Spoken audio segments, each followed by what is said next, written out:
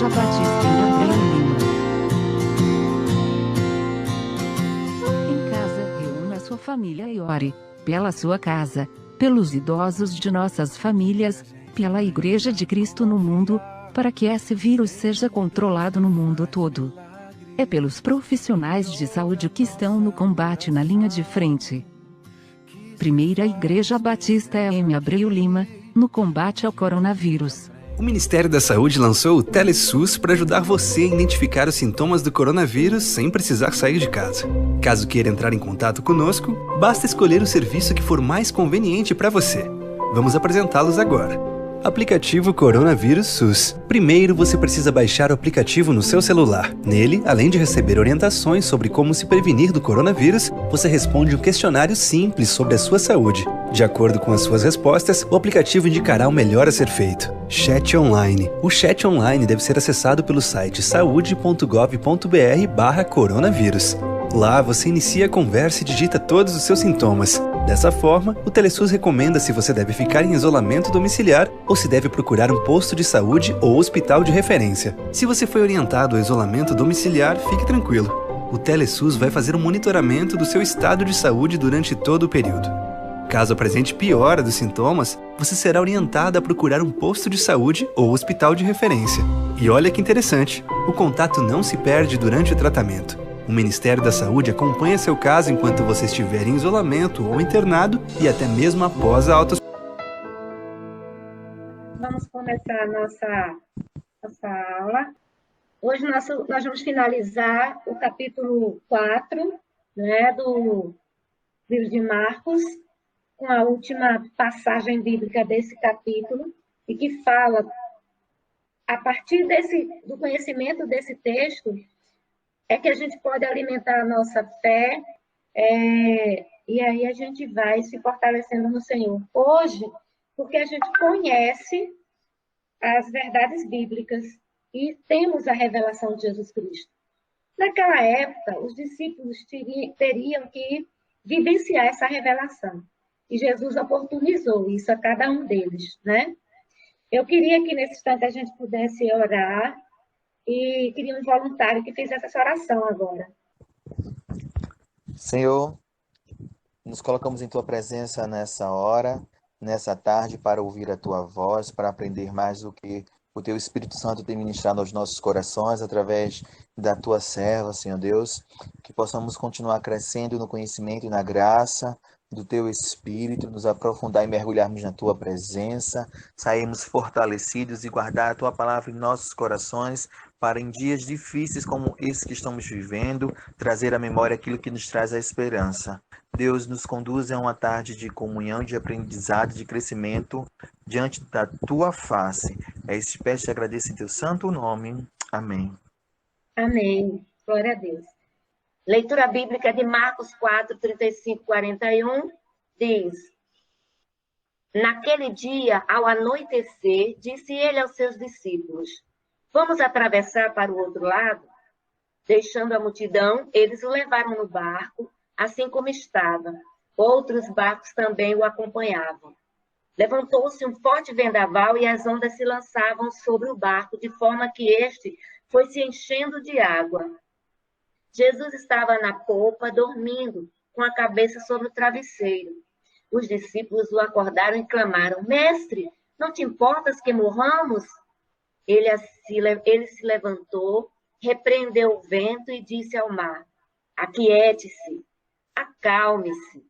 O vento se aquietou e fez-se completa bonança. Então perguntou a seus discípulos: Por que vocês estão com tanto medo? Ainda não têm fé? Eles estavam apavorados e perguntavam uns aos outros: Quem é este que até o vento e o mar lhe obedecem? Para a gente começar a analisar esse texto, a gente vai vivenciar um pouco do contexto histórico desse momento, que é exatamente aquilo que a gente viu em outras aulas, mas fazendo um apanhado geral. Os primeiros atos do ministério de Jesus ocorreu na região na Judéia, na região da Galileia. O primeiro capítulo de Marcos vai falar sobre o batismo de Jesus, a tentação, logo em seguida ele vai para Cafarnaum.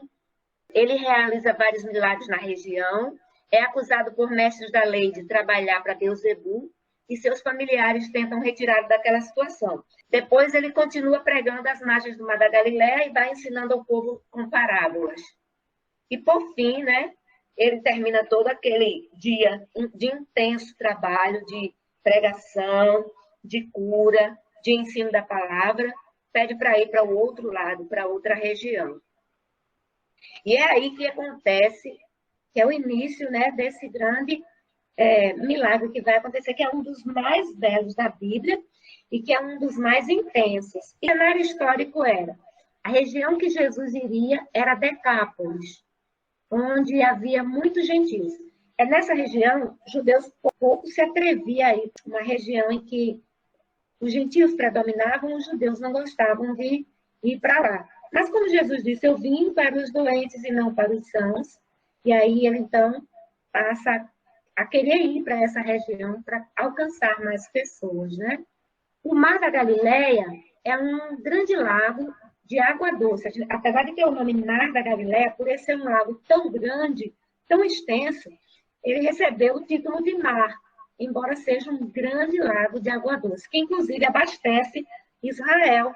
É um lago de água doce que abastece, inclusive até hoje, algumas cidades ali na região da Galileia, na região da Judéia. Esse lago de água doce mede cerca de 21 quilômetros de comprimento, 14 quilômetros de largura, e é um dos grandes lagos do mundo. É o segundo mais baixo, né, porque ele vive numa região montanhosa, de certa forma bem abaixo do nível do mar, é cercado por montanhas, né, mais ou menos 200 metros abaixo do nível do mar, como eu falei. Devido a essa geografia, há um acúmulo de ar quente por cima do lago, que se encontra com um ar frio, que desce das montanhas, e aí criam essas tempestades. Elas são até passageiras no verão, mas elas são mais profundas e mais fortes porque ela encontra essa situação geográfica aí. No inverno, por ser um clima mais frio, não existe aquele ar quente sobre o lago. E existem tempestades, mas elas são mais até prolongadas do que no verão, mas não são tão intensas quanto no verão. No verão, as ondas são capazes de alcançar 2 metros. Tudo indica que esse era exatamente o cenário no momento em que Jesus acalmou a tempestade. Os discípulos tinham o costume de, às vezes, ir para o mar, dominar a tempestade, quando eles estavam lá. E quando eles sabiam que era época de inverno, eles não entravam no mar, né? Mas eles tinham um costume de domínio, de remo, etc. Eles entraram no mar, e primeiro porque Jesus disse, vamos entrar e vamos para o outro lado da margem.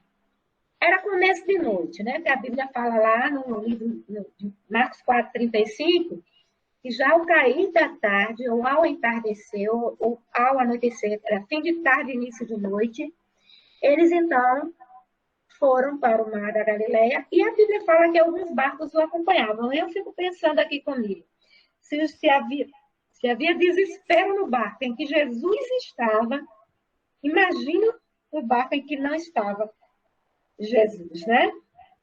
Uma grande tempestade assustou até mesmo os discípulos de Jesus, que eram experientes pescadores. Mesmo nos dias atuais, as embarcações motorizadas evitam navegar no Mar da Galileia durante uma tempestade. Naquele dia, eles não tinham ideia que ia surgir uma tempestade, né? Mas eles foram com Jesus. Eu trouxe para vocês aqui uma ilustração. Fazia vários anos que não havia chovido na região da Galileia. Em 2016, saiu uma reportagem que dizia que o Mar da Galileia estava secando. E nisso apareceram alguns objetos arqueológicos, inclusive restos de barcos utilizados na época de Jesus.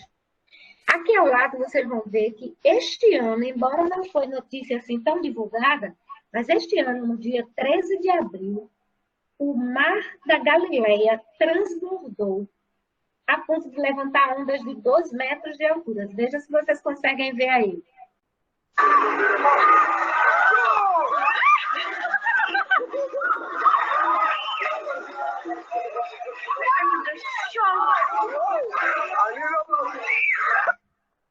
Vocês viram aí? Sim, sim. Eu não sabia que tinha onda no lago, não. Eu também não Pronto, sabia, não. mas é isso que acontece quando a umidade quente do lago do Mar da Galileia com o ar frio das montanhas, quando elas se encontram, aí elas provocam chuvas, ventos fortes e as ondas acontecem ali no Mar da Galileia. Não foi isso que aconteceu nesse milagre em que Jesus acalmou a tempestade? Então, isso só veio para comprovar que, de fato, isso já acontecia, né? Exatamente, exatamente. Legal. Aqui eu estou mostrando a vocês uma coisa que aconteceu agora há pouco, esse ano, no dia 13 de abril. As chuvas foram tão fortes que o mar transbordou e levantou essas ondas aí. E era o Mar da Galileia, o grande lago, que é um dos maiores lagos do mundo. Entendeu? Para você ver o terror que pode ter acontecido naquele momento com aqueles barcos. Aqui o povo está fora, o povo está olhando essa tempestade, está nesse alvoroço todo. Imagina quem está num barco num momento desse. Né? É mesmo. Então, esse milagre mostra os dois lados de Jesus. Ele mostra assim, nitidamente o Jesus homem e o Jesus Deus. A gente vai ver no decorrer de toda essa narrativa de Marcos. A gente viu que no começo, quando a gente estudou, logo no primeiro capítulo de Marcos, a apresentação que Marcos faz de Jesus para os romanos. Como a gente viu, o livro de Marcos foi escrito para os romanos.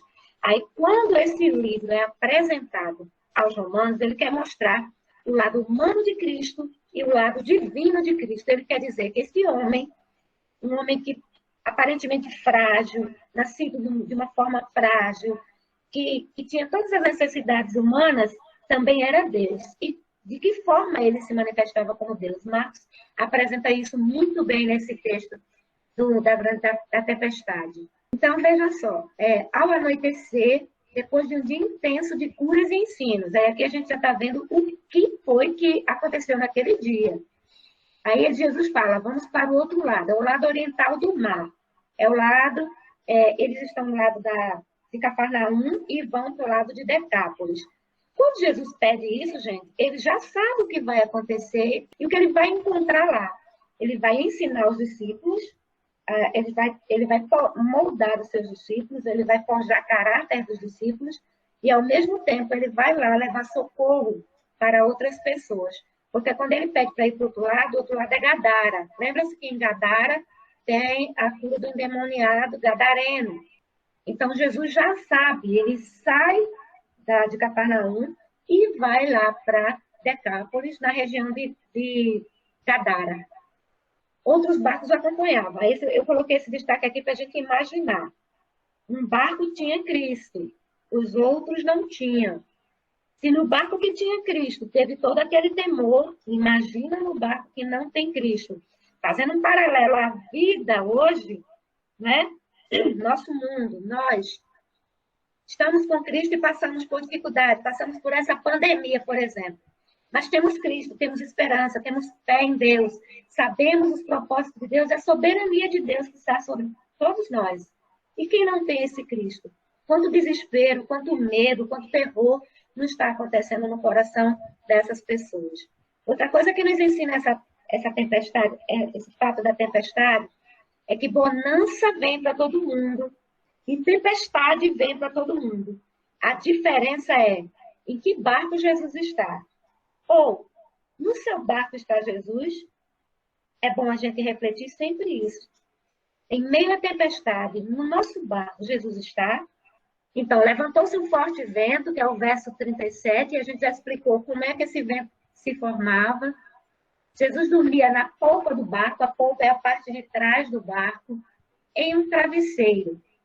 Um homem, essa parte aqui demonstra um homem extremamente cansado. Então, a gente vê lá em cima que, depois de todo o evento, depois de curar, e ele curou bastante, eu acredito que aquele dia foi tão intenso que Jesus, ao entrar no barco, com o primeiro balançar das águas, ele pegou um sono profundo.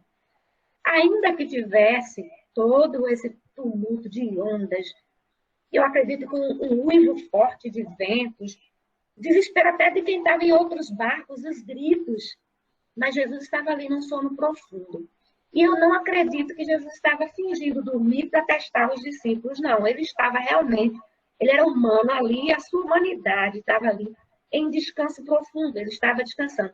Até porque Jesus entrou no barco, já sabendo de tudo o que iria acontecer, descansando exatamente na vontade soberana de Deus. E esse é o ensinamento que ele queria deixar para os discípulos que estavam naquele barco ali com ele, né? Então, começou a haver um desespero total, porque não só as ondas se levantando, o barco se enchendo de água, e ao olhar para trás e ver Jesus em profundo descanso. Alguns outros textos aqui vão nos mostrar, além desse episódio da tempestade, o quanto Jesus era humano. Queria que vocês pudessem, um por um, fazer essa leitura para a gente. De manhã cedo, quando voltava para a cidade, Jesus teve fome. Havia ali o poço de Jacó. Jesus, cansado da viagem, sentou-se à beira do poço. Isso se deu por volta do meio-dia. Nisso veio uma mulher samaritana tirar água. Disse-lhe Jesus: dê-me um pouco de água. Chorou quando se aproximou e viu a cidade. Jesus chorou sobre ela. Jesus chorou. Então, pronto, veja só, esses textos nos mostram a humanidade de Jesus. Porque isso que ele sentiu, nós sentimos. Jesus teve fome, Jesus teve sede, Jesus teve emoções como nós humanos temos. Jesus chorou, Jesus teve medo. Não está aqui, mas o texto em que ele disse: Pai, afasta, se possível, afasta de mim esse cálice. Está aqui demonstrando a humanidade de Jesus. Então, naquele dia, na tempestade, depois de todo aquele evento, de todo aquele cansaço, de todo aquele dia exaustivo, Jesus cansou. E naquele barco, naquele momento, ele descansou, ele teve um sono profundo, mesmo com intensidade de pessoas ali gritando, um mar revolto, mas ele estava ali descansando. Aí agora a gente vai ver a divindade de Jesus, o lado divino de Jesus, né? E no versículo 24 de Lucas 8 vai dizer: então ele se levantou, repreendeu o vento e a fúria da água.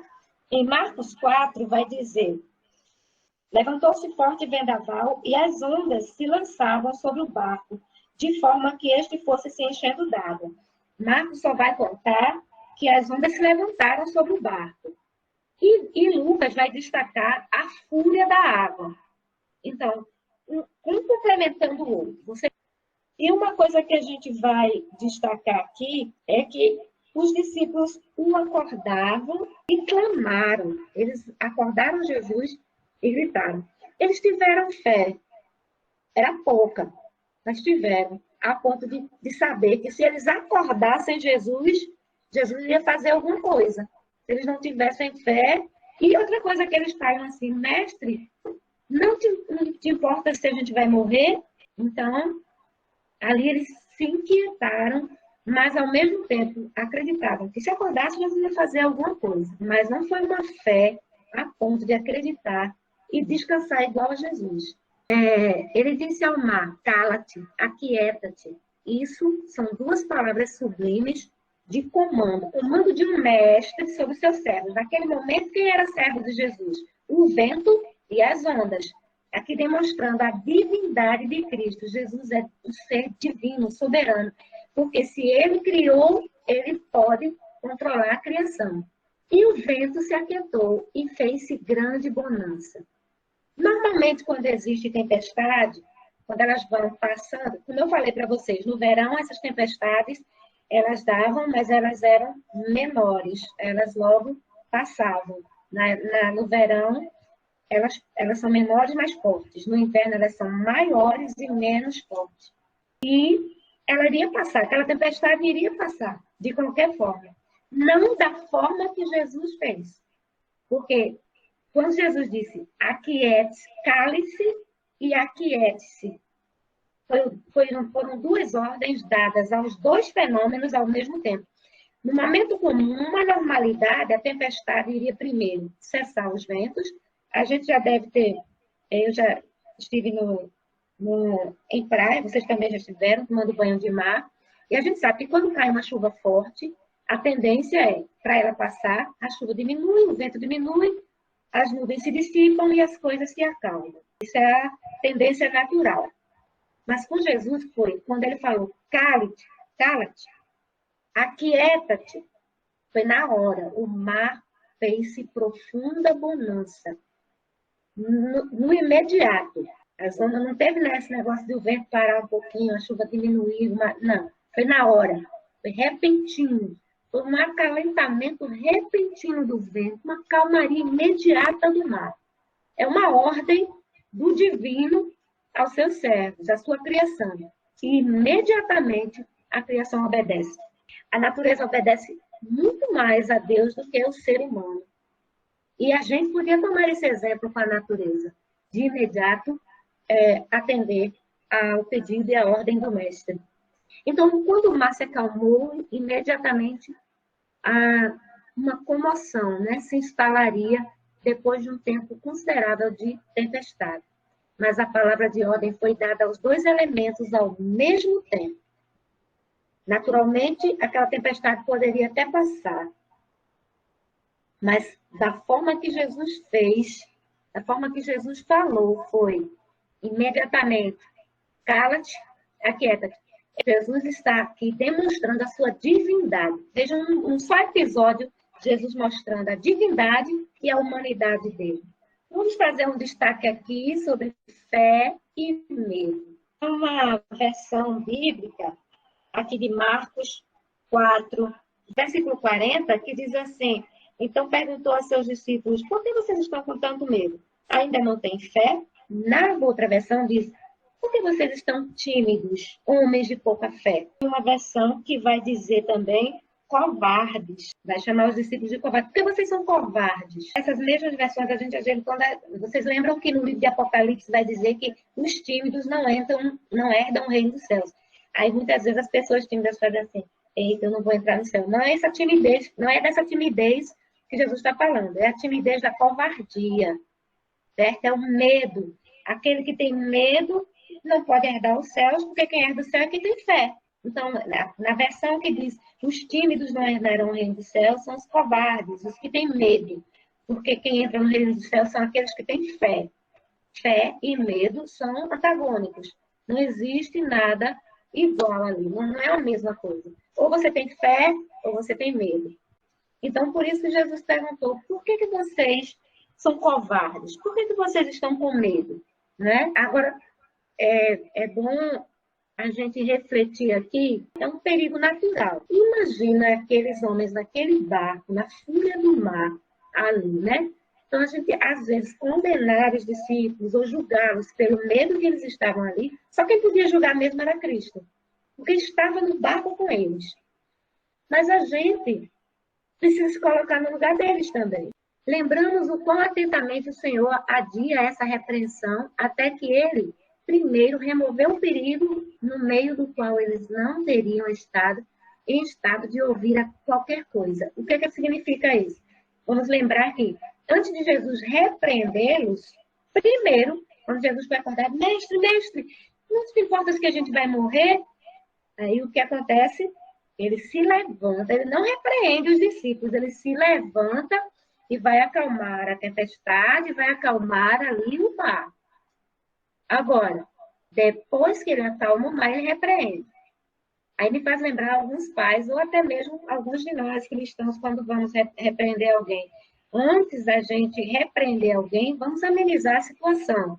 Porque a gente não sabe que estado emocional está a pessoa. E isso foi uma ação de Cristo que me faz lembrar muito um pai amoroso. Um pai que primeiro atende a necessidade, um pai que primeiro acalma a tempestade, para depois chamar a atenção deles. Eu não estou com vocês aqui no barco? Por que vocês estão com medo, homens de pequena fé? Aí vem a pergunta, como não tendes fé? Próximo a nenhum, ou nenhum no presente exercício, no caso fé, naquele momento os discípulos não teve. Em Mateus 8:26 vai dizer, por que temeis, ó de pouca fé? Fé eles tinham, como eu falei. Estavam aprendendo a conhecer Jesus, estavam aprendendo a ter fé. estavam aprendendo a conhecer aquele mestre. Eles viram Jesus curando paralíticos, eles viram Jesus expulsando demônios, eles viram Jesus curando a sogra de Pedro, tirando a febre. Imagina que eles estavam aprendendo a conhecer ali o Filho de Deus. Mas no momento que era passando por aquele problema difícil, aí temeram, né? Mas Jesus, quando acalma a tempestade, logo de imediato eles vão reconhecendo: quem é este, hein? Que até o vento e o mar obedecem. Aí, nesse momento, eles começam a nutrir fé. E nessa hora, o medo se esvai, né? O medo desaparece. Uma pergunta que os discípulos fizeram é: quem é esse? Agora pergunto eu a vocês. Esses discípulos, né, esses homens de Deus, eram judeus, a grande maioria, já tinham ouvido falar nos Salmos de Davi, inclusive costumavam cantar os Salmos de Davi nos encontros judaicos. Então, eles sabiam, biblicamente, que Jesus tinha domínio de toda a criação. Nesse momento da tempestade, eles esqueceram o que aconteceu quando Davi recitava esses salmos. E quando eles também cantavam esses salmos. Queria que 2 pessoas voluntárias aí pudessem ler para a gente esses 2 versículos. Uma pessoa lê um versículo, outra pessoa lê outra, voluntariamente. Meninas do revolto mar, quando se agigantam as tuas ondas, tu as acalmas. Mais Então, poderoso do que o estrondo das águas impetuosas, mais poderoso do que as ondas do mar, é o Senhor nas alturas. Amém, né? Então, tu dominas. Esses cânticos eram recitados por eles cantavam isso. Sabe o que me faz lembrar? Que muitas vezes nós também cantamos o hino oceano. Quando a gente abriu agora quando abrimos o nosso encontro, a gente canta, a gente sabe que Jesus está conosco, a gente canta que Ele nos acalenta, mas existem momentos que a gente fica desesperado. Esquecemos esses hinos. Mas, em outros momentos em que passamos dores, nos vem à mente esses hinos. E aí a nossa fé se fortalece. A tristeza não se esvai, a tristeza não vai embora, mas a fé se fortalece. Né? Se eu fosse perguntar aqui, cada um de vocês ia ter um testemunho para contar do momento de dor que passou e que lembrou-se, sim, ou de um texto bíblico, ou lembrou-se de um momento de dor, e no momento de dor lembrou-se de um hino. Até Célia, né, Célia? Tu já compusesse hino em momento de tempestade mesmo, né, Célia? Em momento de dor, né? E aí, a gente precisa ver, é por isso que a Bíblia faz: escondi tua palavra no meu coração para não pecar contra ti. Quando a gente guarda essa palavra no coração, a gente vai se lembrando dela no momento da tempestade. Nesse momento aqui, eu acredito ter sido um momento tão difícil que os discípulos não conseguiram lembrar que ele dominava o revolto mar. E olha que lindo. Tu dominas o revolto mar quando se agigantam as suas ondas. Tu as acalma. Davi nunca nem presenciou a fúria da tempestade. E ele já praticamente profetiza que Jesus pode, né, acalmar o revolto mar que se agigantam, ondas que se agigantam, né? É muito lindo. Muitos textos bíblicos de Davi são praticamente profecias que acontecem no Novo Testamento. Exausto, com fadigas do dia, ele estava há apenas um momento em um sono profundo, não perturbado pela tempestade uivante. E tivemos que despertá-lo com um grito de nosso terror. Mas levantando-se em nosso chamado, sua majestade foi sentida pelos elementos furiosos, pois eles foram instantaneamente silenciados. Veja que lindo, né? A gente pode ver isso com uma fala de um dos discípulos. Quem sabe um dos discípulos não tenha pensado nesse momento, né? Ele estava num sono profundo. Num sono profundo. Mas o que foi capaz de acordar Cristo? O que foi capaz de acordar Cristo? O mar revolto, o uivar dos ventos, o bater das ondas. O que foi que acordou Cristo, gente? Foi os discípulos, né? O clamor dos discípulos. O clamor dos discípulos. E a Bíblia fala que o próprio salmista também: esperei com paciência no Senhor e Ele se inclinou para mim e ouviu o meu clamor. Nem quando Cristo estava em sono profundo, abandonou os discípulos. Ouviu o seu clamor. Levantou, acalmou o vento e a tempestade, fez-se a bonança e depois repreendeu, porque eles precisavam também de uma repreensão, para que eles se lembrassem de onde era firmada a fé deles, de cada um deles, né? Assim somos nós. Nós precisamos não só nos lembrarmos desses momentos, como também precisamos estar firmes no Senhor e na sua promessa de estar sempre conosco todos os dias, até a consumação dos séculos, ouvindo o nosso clamor. Uma pergunta a vocês, né? Me respondam. Por que os discípulos deveriam crer? Agora vocês que respondem. Como? Por que os discípulos deveriam crer? Naquele momento da tempestade ali, naquele momento de dificuldade, por que os discípulos deveriam crer? Ia passar aquilo ali. Eles deveriam já saber com quem eles andavam, né? Que é o Filho de Deus. Então deveriam crer. Mas eles já eles já sabiam que Cristo era realmente o Filho de Deus, ou eles só acreditavam que Jesus era um grande mestre? Apesar que se eles já estavam vendo o milagre de Jesus antes desse episódio, obviamente, por que não acreditar assim? Já viu tantos milagres, não seria diferente. Antes desse incidente, já tinha havido o milagre das bodas de Caná, né, foi o primeiro, e já tinha ocorrido a expulsão de um demônio. E eles deveriam, baseado nessas experiências, acreditar. Mas nós hoje também não vivemos com Jesus, tudo bem, mas hoje cada um tem experiências da ação de Cristo na sua vida, e nem por isso evita que um pouquinho mais na frente você duvide de novo e tenha medo de novo, apesar das referências que você tem de coisas que Deus já fez na sua vida antes. Então, infelizmente, o medo e a insegurança é inerente à natureza humana. O cara acabou de ver Deus fazer um milagre, Jesus fazer um milagre de manhã, e duvida de tarde. É verdade. Isso praticamente acontece também mesmo conosco. Mas existem 4 pontos importantes aqui, né? Eles, como vocês disseram, eles já tinham visto Jesus fazer milagres, né?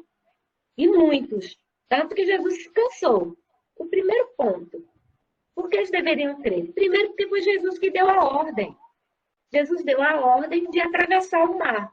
Então, de quem partiu a ordem de entrar no mar? De Jesus. Então, o que acontecesse lá dentro, Jesus estava sob o domínio, porque foi ele que mandou, né? Segunda coisa, porque Jesus estava com eles. Jesus não mandou eles entrarem no barco e irem sozinhos, não. Jesus mandou, entrou no barco com eles. E foi para o mar, adentrou ao mar. O terceiro ponto, porque além de Jesus ter dado a ordem, estar com eles, porque mesmo na tempestade, Jesus descansava. Se Jesus descansava em meio à tempestade, Jesus é o exemplo maior. Olha, ele está descansando, vamos descansar também. Embora nós somos imprevisto, a gente possivelmente acredita que no meio de uma turbulência dessa, ninguém teria uma natureza tão tranquila para dormir profundamente. Apesar de que se tivesse algumas pessoas com tanto cansaço como Cristo, de sono profundo, eu conheço uma pessoa que a coisa pode estar se acabando e a pessoa está dormindo. Eu vou trazer um exemplozinho aqui. Vocês lembram que naquele incêndio lá do Flamengo, alguns meninos morreram porque não conseguiram acordar o garoto? Então, quando a pessoa está cansada, em sono profundo, descansa dessa forma, estava lá descansando. Jesus, em meio à tempestade, descansava. Eles sabiam que Jesus tinha domínio sobre a natureza, tinha curado pessoas, era o Filho de Deus. Eles começaram a ter experiências maravilhosas com ele, mas quando era com eles, quando era na pele deles, aí o negócio foi diferente. Aí o temor chegou a deixar todo mundo louco. Mas eu imagino, sabe, pessoal, que além do temor que estava naquele barco, o que atemorizou muito mais foram os outros barcos ao redor, o desespero dos outros barcos ao redor. Sabe por quê? Isso acontece com a gente também. Por exemplo, em meio a essa pandemia que nós estamos vivendo hoje, quantos de nós também não tivemos medo? Quantos de nós, mesmo sabendo que Jesus estava no nosso barco conosco, nós não nos atemorizamos, nós não nos assustamos, nós nos assustamos com a situação.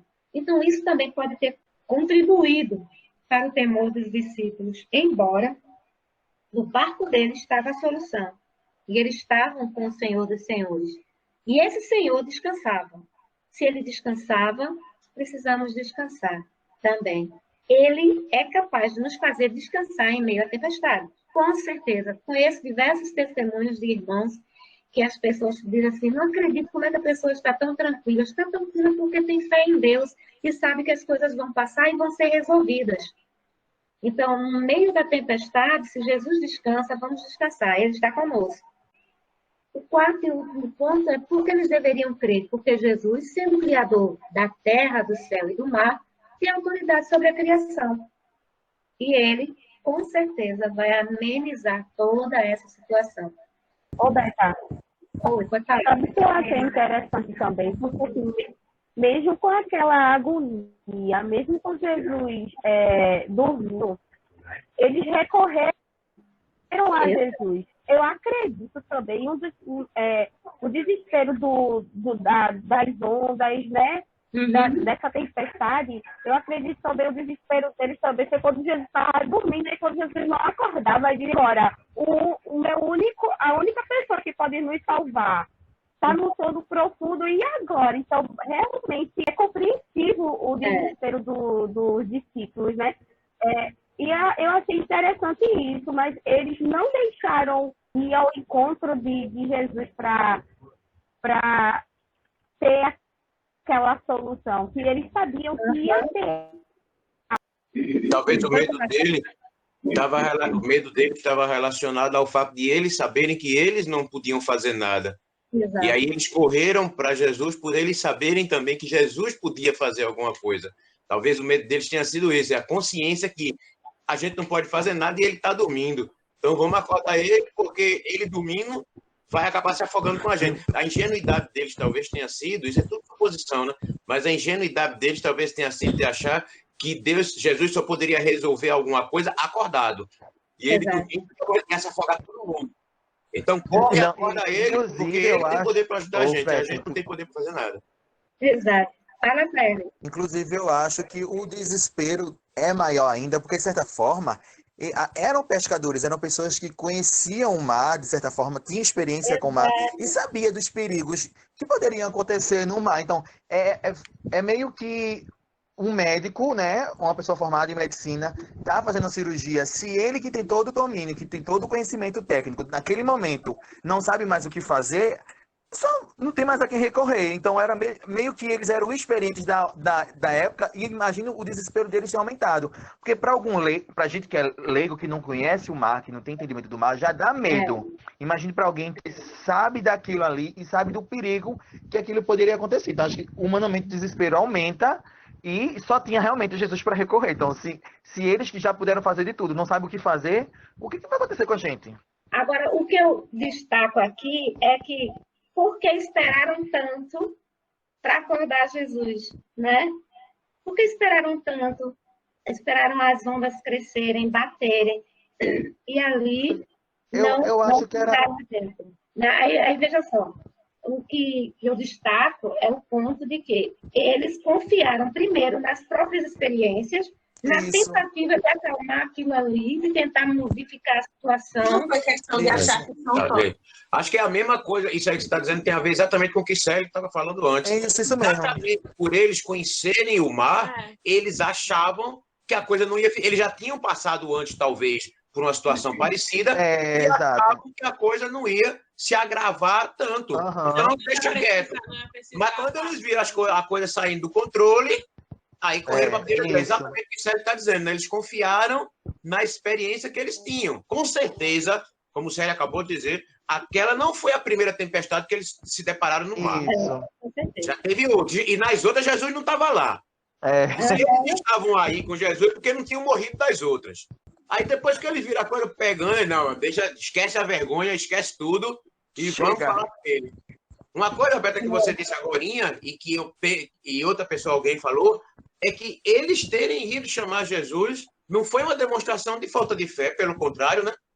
Foi uma demonstração de fé. Eles sabiam que a gente está aqui no barco com o cara que pode resolver. Talvez fosse melhor a gente não pensar que foi falta de fé. Pelo contrário, foi fé. Então, eu penso também no seguinte aspecto. Quando nós estamos passando por alguma tempestade, por algum problema tão difícil, nós tentamos primeiro solucionar os nossos problemas. Assim. Nós não trazemos Jesus de imediato para o nosso socorro. Nós não vemos ele como nosso socorro de imediato. Nós achamos que com a nossa força, com as nossas experiências, com a nossa maturidade, vamos lidar com aquele problema. Se não conseguir resolver, eu recorro a Jesus. E deveria ser o contrário. De primeiro, o nosso socorro é ele e não é a nossa força dos nossos braços. Pronto, era isso que eu ia comentar. Existe aí a pandemia, existe a doença e existe a nossa parte para fazer, que é os cuidados que nós devemos ter.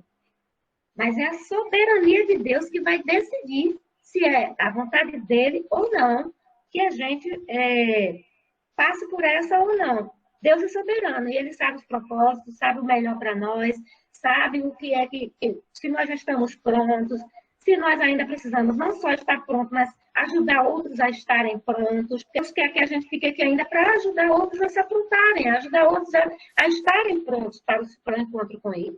Então, fazer o que a gente pode fazer de acordo com o nosso conhecimento, sim, mas vamos ter fé que aquele que está conosco vai nos ajudar também a sair dessa, fortalecer a nossa fé através do exercício com Jesus Cristo. Então, são muitos realmente os bons ensinamentos que esse texto traz para a gente. Que além de mostrar o lado humano e divino de Cristo, também mostra o nosso lado de medo e fé. E é isso que a gente quer, com as nossas aulas, contribuir com os nossos alunos, os nossos irmãos em Cristo Jesus. Comece o mar se revolta, as ondas nos dão pavor, o céu se reveste de trevas, não temos um Salvador. Não se te dá que morramos, podes assim dormir. Se a cada momento nos vemos, já prestes a submergir. As ondas atendem ao meu mandar, sossegai. Quer seja este revolto mar, a ira dos homens, Ele continua sendo bom, Ele continua sendo Deus, Ele continua sendo bom, Ele continua sendo